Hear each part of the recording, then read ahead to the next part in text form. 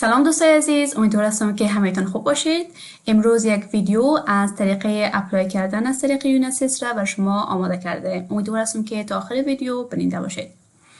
به خاطر اپلای کردن برای یونیسیس از طریق یونیسیس اولین کاری که میکنین اکسپلورر کامپیوتر یا گوگل اپ باز میکنین، سرچ میکنین یونیسیس.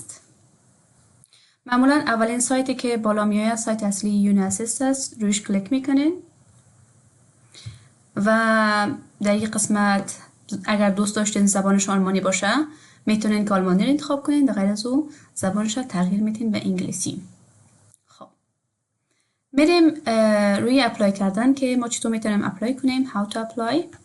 و در این قسمت شما گزینه های مختلف هم میبینین که نوشته است get information. در قسمت get information اگر شما کلیک کنین بر شما معلومات میده که کدام دانشگاه ها عضو یونیسیس هستن و ای که شرایط یا معیارهای ادمیشن گرفتن یا پذیرش گرفتن از دانشگاه ها چی است که به خاطر ازی باز یک ویدیو جداگانه بر شما تهیه میکنیم تا معلومات درست داشته باشین. و گزینه دوم در قسمت plan your application است که در این قسمت معمولا زیادتر در مورد ددلاین و پروسسینگ تایم یعنی بر شما معلومات داده میشن که ددلاین ها را همیشه باید شما در نظر بگیرین. ددلاین دانشگاه ها معمولا اپلیکیشن پروسس برای دانشگاه ها 2 ماه تا 4 ماه می باشه و استاندارد پروسیجر خود یونیسیس است که از 6 هفته تا 8 هفته معمولا طول میکشه که یونیسیس اسناد شما را بررسی کنه و دیگه در مورد VPD معلومات داده می باشه که یک پروسه خاص می باشه و در VPD معمولا شما مکلف هستین که اسنادی را که یونیسیس بر شما ارزیابی میکنه خود شما او را برای دانشگاه ها همراه با اسناد دیگه که میخواید ضمیمه کنین و بفرستین. یعنی معمولا یونیسیس اسناد شما را مستقیم به دانشگاه ها میفرسته، اما اگر VPD کار باشه پس در این صورت شما مجبور هستین که خودتان اسنادی که یونیسیس بر شما میفرسته را برای دانشگاه ها بفرستین.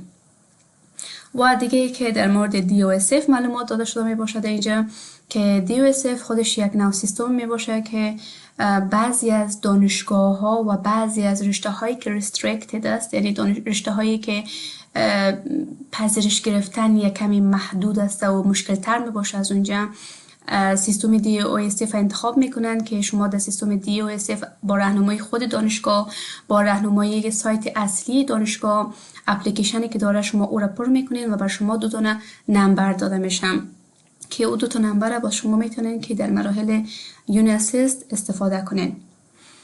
و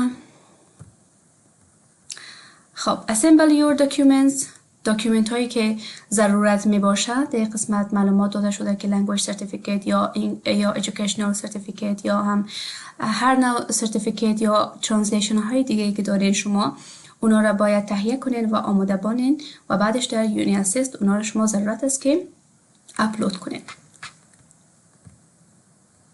خب و قسمت بعدی اپلای آنلاین است که ما از این قسمت شروع میکنیم و بعد از او pay all fees است و بعدش هم send و trackش است. خب اپلای آنلاین از این قسمت شروع میکنیم و پیش میریم با my assist. خب در این قسمت ضرورت است که شما ساین in انتخاب کنین.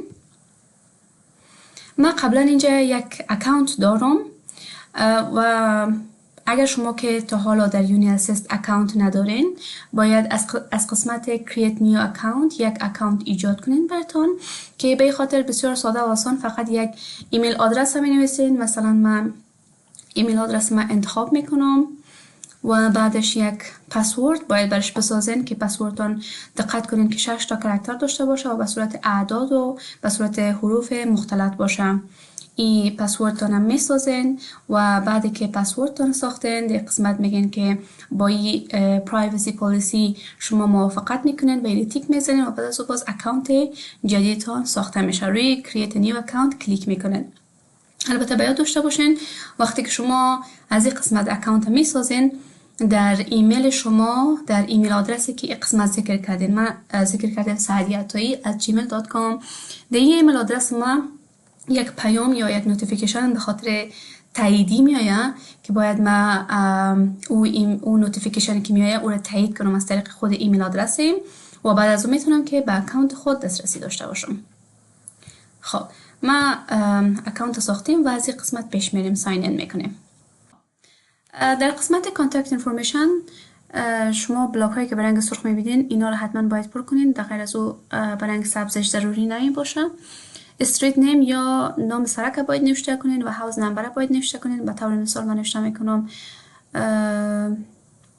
نوشته میکنم که کارت سخی رود و هاوس نمبر انتخاب میکنیم که 23 و پستال کد هم اگر نوشته کنین بسیار خوب میشه. در غیر از او هم زیاد مهم نیست. مثلا من نوشته میکنم 1001 و در قسمت پروینس یا در قسمت سیتی من نوشته کردیم کابل و شما هم میتونین از جایی که اپلای میکنین شهر خودتون رو بنویسین و در قسمت کانتری افغانستان رو انتخاب میکنیم و پیش میریم. خب در این قسمت من با شما گفتم که اگر از طریق سیستم DOSF شما یک اپلیکیشن اپلود کرده باشین که معمولا دانشگاه هایی که رشته های ریستریکتد داره از شما میخواین، بر شما بعد از پر کردن اپلیکیشنش 2 نمبر داده میشه که عبارت از BID یا اپلیکنت آیدی است و BAN است که BAN عبارت از اپلیکنت اتنتیکیشن نمبر است. یکش 6 رقم است و دیگهش 12 رقمی است که BID 12 رقمی است و BAN که است به صورت 6 رقمی می باشه و البته بر تمامی رشته ها ضروری نیست، فقط برای رشته هایی که restricted admission داره برای از اونها ضروری می باشه که اکثرا رشته های طبی است و دیگر رشته ها زیاد restricted نیست و تقاضای BID یا BAN از شما نمیشه. پس اگر نظر بر رشته‌تان اگر restricted بود و از طریق سیستم DOSF شما اپلیکیشن پر کردین این قسمت پر میکنین. در غیر از خب در این قسمت در مورد educational history تان نوشته میکنین که سابقه تحصیلتان از شما میپرسه و سوال اولش است که آیا شما از مکتب فارغ شدین یا خیر. یس انتخاب میکنیم و 2 گزینه دیگه برای ما باز میشه که پرسان میکنه در کدام کشور شما از مکتب فارغ شدین. انتخاب میکنیم افغانستان و نوعیت سرتیفیکیتی که شما از مکتب دارین چی هسته که برای مکاتب مختلف به صورت جداگانه اینجا گزینه داره. مثلا این برای لیسه امانی است و گزینه دومی که شما میبینین برای حرب 16 است. گزینه سومی که شما میبینین برای اکادمی پلیس است و همین قسم گزینه های دیگه داره برای لیسه استقلال، برای لیسه ملالای و اگر میبینین که مکتب شما در جمله این لیست نیست پس میتونین که این گزینه را شما انتخاب کنید که به معنای چی است؟ به معنای دوره متوسطه عمومی 12 ساله.